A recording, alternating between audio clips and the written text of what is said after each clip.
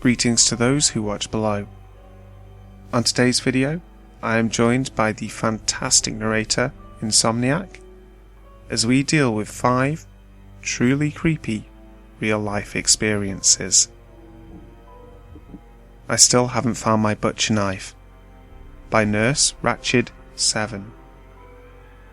About 2 weeks ago, my state had a stretch of some early springtime weather. It happened to be my weekend off, so I made the most of it and decided to invite my boyfriend down to enjoy the outdoors. A quick description of my place first. It's a 2-story townhouse with a very open floor plan on the ground level. I have a patio in the front, right outside my dining room, and the dining room is right off the kitchen. It's a straight line. As you're facing the patio doors from outside, my living room is to the left, and to the left of my couch is my front door.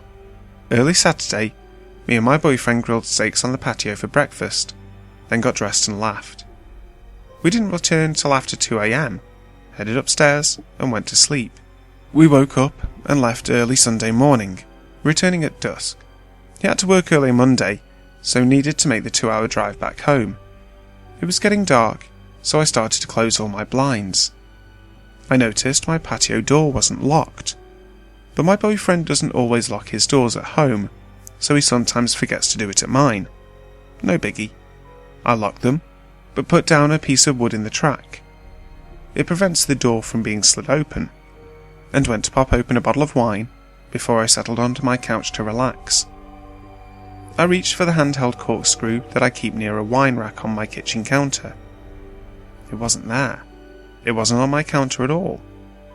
I assumed I threw it in my utensil drawer, but couldn't find it there either. I wasn't too concerned. I have another corkscrew, so I used that one and propped my feet upon the couch and watched TV. I nodded off, no idea for how long, but a noise woke me up. As I sat there still in a sleepy haze, I realised it was coming from the patio off to my right, next to the couch I was sleeping on.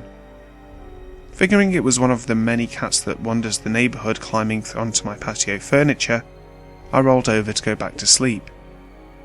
As soon as I closed my eyes, I heard the noise again. A rattling sound. Quiet, but persistent. By now I was super annoyed and jumped up off my couch, ready to fling open the door and shoo someone's creeping kitty.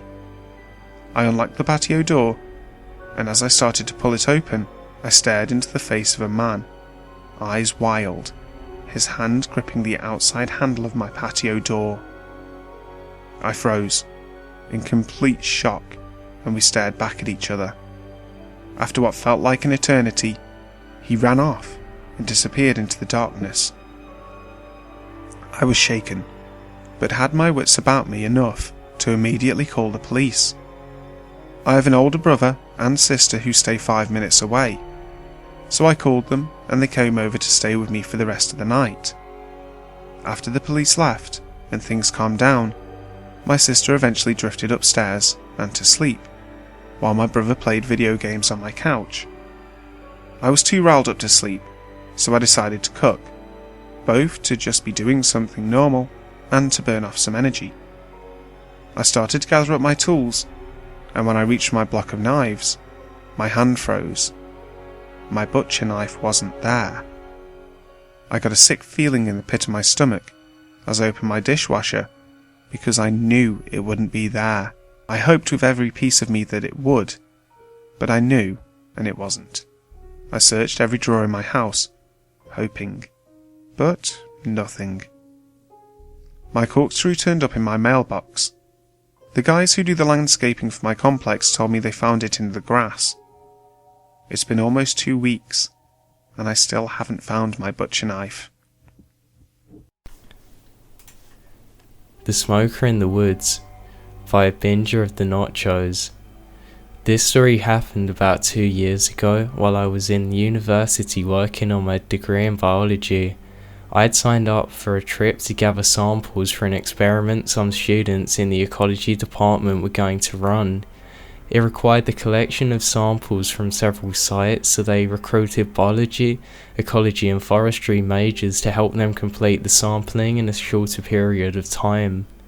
The area that my group was to take samples from was a few hours from my uni in the Pacific Northwest. There are 9 of us in my group, 8 are students and there's a supervising professor. We got to the campsite in late evening and set up our tents. One of the other students had brought a big container of split pea soup from home and was sharing it with the others on the trip. I don't really care for split pea soup, so I decided to decline his offer. Everybody in the group decided to accept some, except for me, one other student and the professor. Coming the next morning, the 5 students who had actually ate the soup weren't in the best of shape. They were in the grips of some gnarly food poisoning and were in no shape for a hike whatsoever. The professor who was supervising us had originally set some rules, such as people travel in groups of at least 2 and that we had to be back to the camp by nightfall. Now, all of them rules were tossed out to make sure that we were able to collect all of the required samples. We were just told to do our best to complete the work assigned, as long as it's possible that we can do it safely. So, the following morning, I was set out for a long day of hiking. After a mile or so, I ran into the stream I was supposed to follow. I needed to travel about 4 miles up the stream, stopping every quarter mile to collect samples of water and soil. This meant I had to hustle to get back before dark. Halfway through the day I realised that it wasn't going to happen. About 2 miles into my hike, I stopped for lunch sitting on a log overlooking the stream. The scene was really peaceful, until I smelt cigarettes. It wasn't the smell of a cigarette being smoked, more the musty smell of a heavy smoker's car where cigarette butts have been left to just ferment for weeks on end. I decided to have a quick look round, but I couldn't see anyone. I just assumed that the wind had blown the scent of some hunter or hiker over to me, but minutes later it hadn't faded. The vegetation in the area wasn't that thick, but there were lots of places where somebody could have easily ducked behind a tree or bush. I was unnerved that someone was apparently staying close enough to me for me to be able to smell this for a long time without so much as a word coming out of them. I quickly packed up the trash from my lunch and continued up the stream. The musty cigarette smell went away for the next few hours. It wasn't until I arrived at my last sample location that I smelled it again. The woods were getting really dim by this point. Looking back on it, it was a really stupid idea to stay out so late, as just hiking back to the camp in the dark would be pretty dangerous, even without a cigarette smoking stalker. Having just put the collection tubes in my bag, I shined my flashlight around the darkness of the woods looking for whoever it was giving off this smell. I didn't see anything that caught my attention. It would actually be more accurate if I said that I saw too many things in the dim light that might have been a head sticking out from behind a tree, or somebody crouched in the low foliage. I didn't like the idea of being in the dark woods with a stranger who, for the second time, was lurking me without revealing their position, so I began to double time it back down the stream. I made much better time on my way back, even though it was dark, because I didn't have to stop to take any samples. Even so, I didn't get back to the camp till a bit before 10. I was the last one to get back, and everybody but the professor was already asleep. I didn't mention the cigarette smell to the professor because he seemed tired as it was, and he had headed to his bed in the RV as soon as I got back. So I headed straight to my tent soon after. So I went to bed for a short while, but at some point in the night, I woke up needing to pee. I decided to head into the woods to do my business, as I knew some of the other students were feeling ill and needed the RV toilet for urgent matters, rather than just me needing a leak. I walked about 100 feet into the woods and found a tree that I was able to do what I needed. As I turned to go back, something caught my eye. Somewhere off in the woods there was a tiny red glow. I was confused as to what it could have been until it flared up my memory and I realised that it was a cherry of a cigarette. I stood there for a while watching the red ember glow fade, then move slightly closer to the ground as whoever was smoking would take it out of their mouth. Not being able to see the person, I assumed that they were watching the camp. I didn't know if they had seen me make my way into the woods or not, as the fire had been doused and the moon was only half full, so there wasn't very much light. I made my way back slowly to the camp as quietly as I could and entered the RV to wake up our professor. I told him about the person smoking in the woods and about the smell of cigarettes earlier that day. However, when we got outside the RV, the ember of the cigarette was gone. My professor woke the other student who hadn't come down with food poisoning, and we took it in turns to watch over our camp. I didn't see anything or smell anything else when I was on guard duty and went to sleep when the professor woke up for his turn. In the morning, the professor, the other student and I went to where I guess the smoker had been standing the night before, and surely enough, we found about 10 cigarette butts on the ground next to the tree. The tree itself looked like somebody had been twisting and stabbing a knife or another sharp object into the branch, and we could see the outer layers of the wood where they had been damaged and chipped away, slowly going deeper into the tree. The professor decided that the group should head back that day, though we hadn't collected all the samples that we were assigned to, just so that we could be on the safe side. We packed up and drove down the thin dirt trail without incident. The second we got onto the paved highway though, a white van pulled out of a clearing just off the shoulder and began following us. This van stayed behind us the whole way back, pulling off the highway when we did, taking the same surface streets that we did. It only stopped following us as we turned onto the road leading to our university campus. Everybody was freaked out by this, but it was around 9 at night on a weekend, so the security office campus was closed. We decided to unload the RV and call it a night, as the van hadn't followed us onto the campus. I then offered the professor the catalogue and the collection tubes from our trip, so it was another couple of hours before I left the biological sciences building and started heading towards the dorm building that I lived in. I stepped out into the cool night air and began walking, my professor, having left the building in the other direction to get his car, drove home. It was a couple of feet outside of the building that was now locked that I was hit with the smell of musty old cigarettes. I looked around, and about 25 yards away in the darkness off the footpath, I saw the cherry glow of a cigarette smouldering away.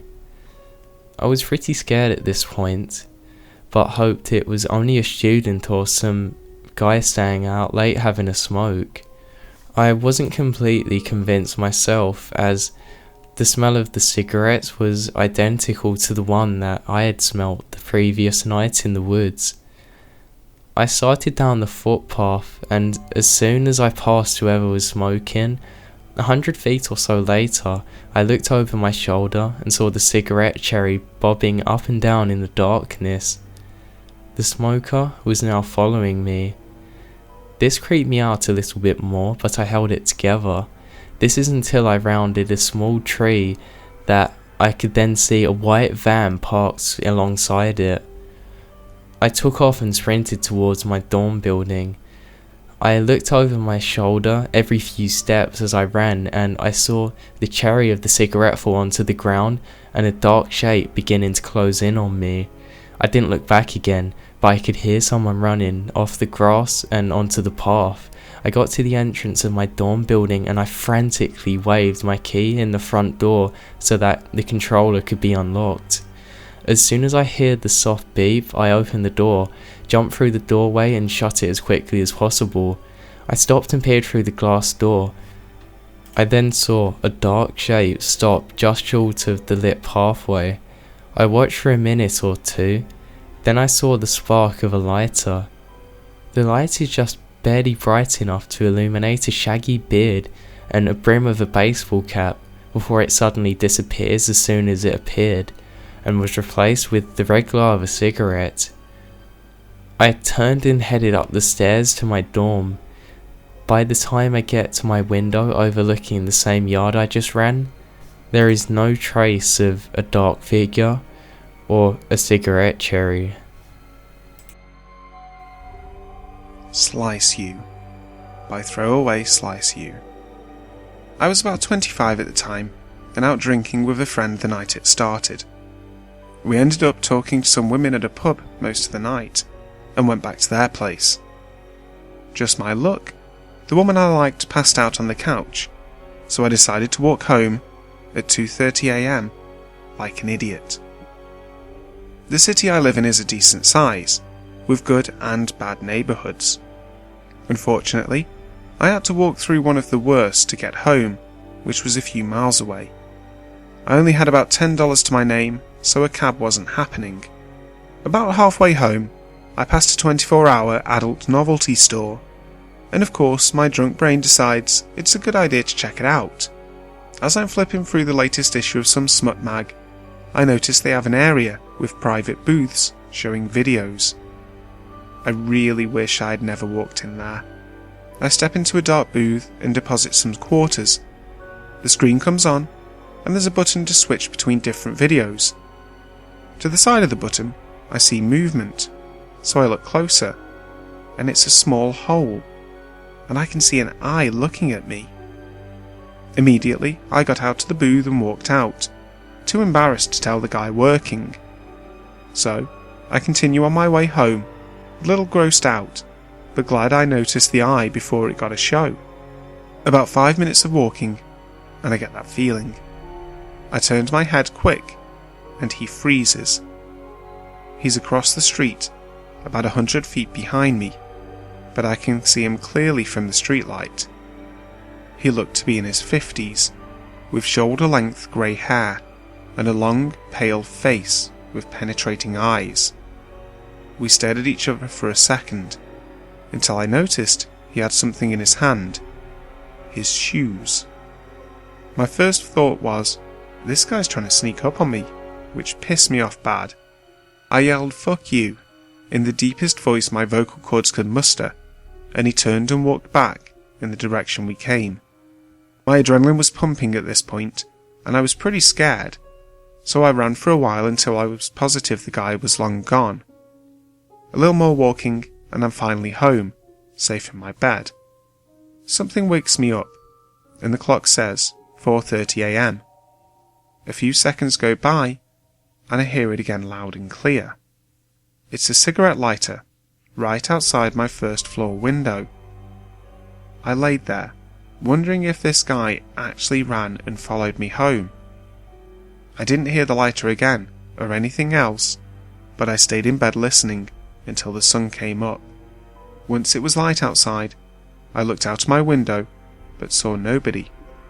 So grabbed a bat and went to look outside.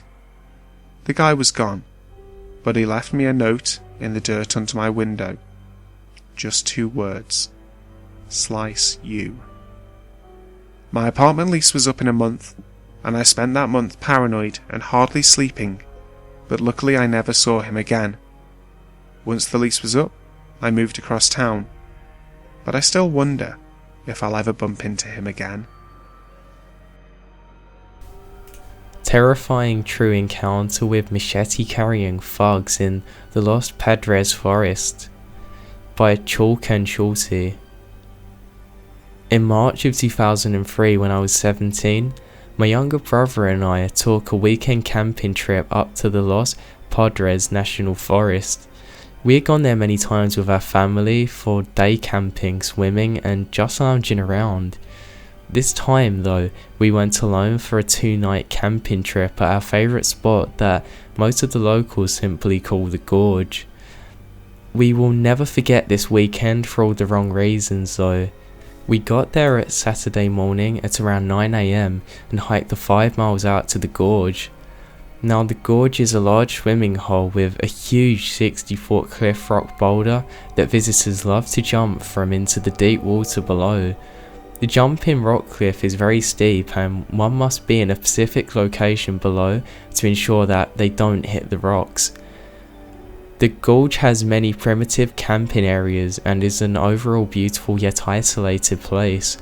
The first day was very fun, and after a long day of swimming, catching crawdads, jumping from the rocks and relaxing, we set up our tent and made a fire, ate our cans of spaghetti, and had a few of the crawdads that we had caught to eat for dinner. Towards the end of dinner, we were visited by a large group of students who were camping further down the river. They stated that they were students from the Bay Area who had a few nights left in their almost a week-long school camping trip. We offered them some of our chips and snacks and chatted to them a bit before they eventually made their hike back to their camping spot. It soon got dark and my brother and I got ready for bed. My brother was 2 years younger than I was and had a deep fear of isolation, so we had to sleep in the same tent and agreed that we would keep our fire burning the entirety of the night, simply to ease his anxiety. We put 5 large logs in the fire and crept inside our tents and got into our sleeping bags. We both fell asleep very fast as we were both exhausted from our activities during the day. Then, at around 2:30 in the morning, we were both awoken by a large splash of water near our tent that put out our fire. No voices though, and we also couldn't see much from inside our tent. We were frozen in fear. My brother began to cry and I tried to calm him down. I told him that I would go outside to investigate and that everything would be alright. I told him that our water bladder must have fell from the tree where we hung it from, and I'm sure it was some kind of coincidence, I told him. I then grabbed my flashlight, unzipped our tent and stepped outside. I pointed the flashlight over to the fire pit and saw 4 large men sitting around our fireplace, all staring back at me with what I can only describe as expressionless faces. It appeared as though they had slit our 2-gallon water bladder open that we had hanging over the tree and thrown it into the fire. I was in shock though. I didn't know what to say. For about 5 seconds, none of them said anything. We just stared at each other. Then, one of them said in a very drunk voice, "Get your friend out here." I then heard my hyperventilating brother scream and cry in our tent. He felt so helpless, and I did too. I had no weapons on me, and my brother and I were outnumbered 2 to 1. I asked them what they wanted, and they told me that we could leave, just that we were sorry if we had taken their camping spot or invaded their area. They ignored my question and just stood up. This is when I saw that 2 of the 4 men were holding something in their hands. Long sword shaped in appearance like a machete or a small sword, but they looked homemade and very primitive. The man yelled at us and asked us to bring ourselves over to them. I thought for a second that these might be drunk rangers getting mad at us for having too big of a fire, but once I glanced at their clothing and saw their baggy jean pants and their black and grey hoodie type clothing, I knew that we weren't that lucky.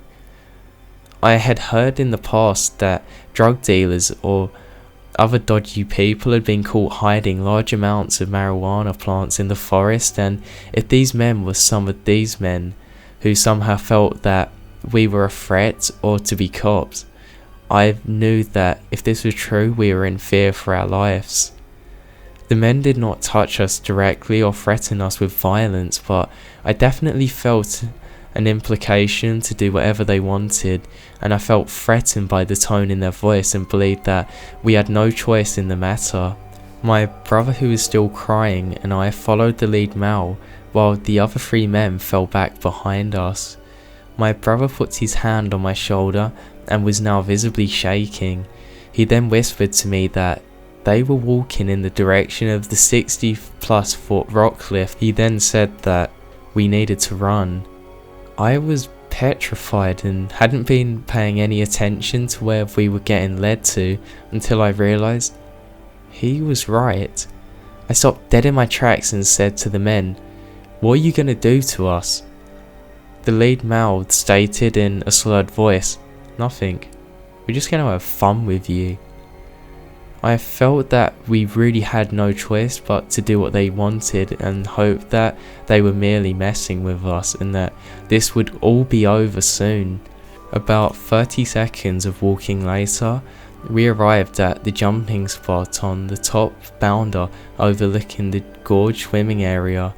One of the men then stated, "Have you guys ever jumped from here?" I told them that yes, I had, but my brother had not, as it was still a pretty high jump and was very dangerous for most people due to the height and the rocks below. The men then laughed and again called my brother a wussy. I had told them that we were not, as I had jumped from this spot before, but it was not safe to do it in the dark. The men then formed a half circle around us and one of the men said, I want to see. Show us that you're not a bunch of wussies." I screamed at them that it was far too dangerous to do in the night and that during the day it was bad enough. I told them that there are many rocks that you have to avoid because if you didn't jump correctly, they would kill you. I pleaded and the men just laughed and took a few steps closer to us. I was beyond scared and could hear my heart beating through my ears. My brother by this point was crying so loudly and saying things that I couldn't understand. He was beyond terrified and so was I. I grabbed his hand and told him that we needed to get away from these men and we're in great danger.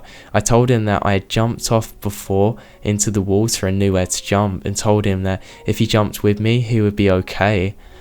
I had told him I would use my flashlight to help guide us and that I would tell him where to put his feet and how far to jump. The men laughed at us as we had our conversation and showed zero humility or pity. I held my brother's hand and placed his feet with my hand on a specific place on a rock ledge where I remembered jumping from the last time when I was here a few months ago. I told him that I knew he was scared, but we needed to jump as far out as possible and slightly to the right, otherwise we would hit the rocks. He was shaking and crying and kept telling me that he couldn't do it. He then urinated on the floor and the men laughed and kept saying that they couldn't believe how scared we were. I then told my brother we needed to jump now and that he would be okay if he listens to me. I told him that after we jumped that we would swim to the shore on the right and would hide in the bushes until the daybreak and then we would go from there. I then grabbed his hand tightly and told him that when we hit the water he needed to tuck his legs and arms in so that they wouldn't get hurt from the impact. And I then instructed him that we needed to swim hard to the surface as we'd be going pretty far in the water because of the height of where that we were jumping from. I then grabbed his hand and we jumped. I pulled him hard with me to ensure that he would be safe from the rocks below and that he jumped far enough. We fell for what felt like an eternity, though it was only a few seconds in reality. My brother yelled the whole way down in a way that I'd never heard from another human before. Terror, dread and the fear of immediate death reverberating from his voice. Truly harrowing, as I felt helpless and almost forgot that for those few seconds we had to be careful how we hit. And then we hit the water. As soon as we hit, I lost a grip on my brother's hand, but I did hear a second impact in the water. I swam up towards the surface with all my energy and took a deep breath. I then listened up for my brother and heard nothing. I panicked and dove down into the water to try and grab him. Just as I dove, I felt his leg brush against my hand and realised that he was about to resurface. I swam up again and heard my brother. He was crying and kept saying that his arm hit a rock and that he couldn't feel it. The men above were laughing again and I heard one of them say, "They made it. Those wussies made it." I then heard objects splashing in the water around us and realised that they were throwing beer bottles or rocks or some other hard objects at us. I grabbed my brother by his shirt and helped him swim to the nearby shore from memory of where it was. The whole time we swam, many objects landed dangerously close to us and it felt like if any of those had actually hit us, it would have either killed us or caused great bodily harm, especially if we were hit in the head. My flashlight had been lost in the fall and we were in complete darkness now. We reached the water's edge and I pulled my brother to the shore. Objects were constantly raining down around us and we could hear the men yelling and laughing. I told my brother that we needed to run. He was crying and he was holding his injured arm that he still said that he couldn't feel or use. I had a deep cut around my elbow, and even with the starlights we could see that it was a serious injury. We stumbled down the tree line and began making our way through the darkness to one of the main trails whose location I remembered from past memory. We fell again and again and were cut by branches and rocks all over our bodies as we wandered about down the overgrown trail. Everything in my body told me that we needed to keep going and get as far away from these men as we could. We walked for many minutes until we could no longer hear the men and waited. I wrapped my brother's arm with my shirt and told him that it was over and that we would be alright now. All we had to do is wait until the morning for help. We sat in that spot all night and my brother's cries were continuous and shook for hours. I had just put my arm around him and patted his head as I did when we were children, whenever he had a panic attack and our parents were not around. At daybreak, we could finally see the severity of his injuries. He had a deep gash in his arm and shoulder, and it was obviously dislocated. I helped him hike up the nearby trail, and we walked all the way back to the base camp ranger station. We explained about what had happened to the rangers, and they sent 2 armed officers to go and investigate the location. My brother was sent to a nearby hospital for treatment, and I joined him on the ambulance over. The rangers/police never found the men but did retrieve most of our gear. The scary thing about the incident? That's that 2 teenagers the same week were found dead at the bottom of the gorge jumping area, and their group had encountered a group of people before as we did in the same location with similar objects like machetes that chased them down off their camping spot. I am glad to be alive, and my brother and I have never went camping again alone, or have never been back to that location and never will. All we have left from this incident are the scars on my brother's arm and a hospital bill, and a lot of trauma. I can only hope that their deaths were accidents and the authorities ruled this correctly. I did not find out about their deaths until 7 years later, but was horrified about the similar circumstances and timing of the 2 events. Horror movies saved my life. By vehicles shock me. When I was in 8th grade, my parents separated. Basically, my mum packed her and I up one night and we moved into my grandpa's and didn't look back. We ended up living there through my high school years, and when my father died, my parents officially were divorced. My mum remarried and we moved into the city with my stepfather. My grandpa lived on the first floor of the apartment, and the owners, an elderly couple who were family to us through marriage, lived on the second floor. The property also had a small in-law cottage out in the back where my uncle lived. For some reason that I will never understand, there was no lock to get into the actual building if you entered through the back. The back door opened into a landing where there was a locked and deadbolted door to our apartment, and then 2 sets of stairs. One led up to the also locked and deadbolted door of the second floor apartment, and the other led down to the basement, where there was also no lock. Our apartment could be entered from the front of the building, but in order to access the second floor apartment or the basement, you had to go through the landing. The basement was actually pretty nice, and at one point they had started to convert it into its own apartment, before they ultimately decided to make the in-law cottage instead. So in the basement there was a full kitchen complete with an oven, sink and refrigerator. The washer and dryer, which was shared by all of us, was also in the basement, as well as some general storage stuff. The basement was entirely open, except for a back room that was full of storage. It had one of those kinds of swinging saloon type doors, where you can see above and beneath them. The storage area was longer than it was deep, so you couldn't really see anything much behind the doors, aside from shelves. You had to walk in them and turn to really see the room. One night when I was in high school, I think I was 15 at the time, after taking a shower, I saw the laundry bin in the bathroom was pretty full, so I grabbed a ton of laundry and headed down towards the basement. It was pretty late at night, but I figured I would at least get it started and move some things over in the morning. I tossed everything onto the ground and started sorting colours when I got hit with a horrible feeling in my gut. The basement was not at all a creepy basement. It was well lit and pretty welcoming with the kitchen and everything, but for some reasons that I can't explain, something just started to feel wrong. Anyone who has ever been hit with the feeling that they are being watched knows exactly what I'm talking about.